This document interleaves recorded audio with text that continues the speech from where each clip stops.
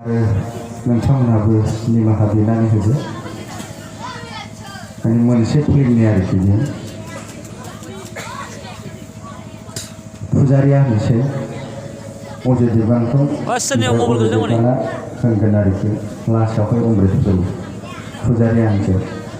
ये अच्छा हुआ बेटे, तुमने त्रिशूल को नीचे गिरने नहीं दिया, वरना इसका अपमान हो जाता है। दाना अजय देवगान ना इसे थोप बोबा गारंगा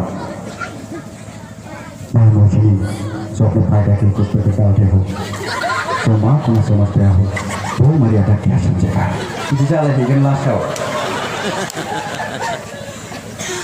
हमरे दाने अमृत फुलिया होनोसै इतनी मर्यादा तुम्हें जरूर समझता है। ये खून लगा हुआ है त्रिशूल, माँ के हाथ में नहीं रखना चाहिए। ये अमृत फुलिया रखी आमफ्राय दानिया जोब्बाय आं बारा होनला इसोरनिसो माबा बे आंखौ एसे निमाहा होनोसै इसोरा अक्षयनि आरोखि एबारना गोसोथोनायखौ गाव बुंनाय आरोखि गाव गोसोथोनायखौ बुङो बेना अक्षयना एसे बुरजाव दंना गारमाया फिसानो ओरै होनसै आरोखि बेयाव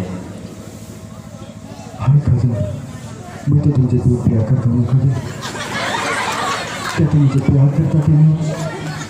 मैं तुमसे शादी भी करना चाहता हूँ Kajal, I love you I love you. ये अक्षय कुमारनि आरोखि आच्छा एसेनोसै रायजोफोर गोजोनथोंसै आंनि थाखाय नोंथांमोनाबो इसोरनियाव बिदो जाहाथे आङो मोजां साननाय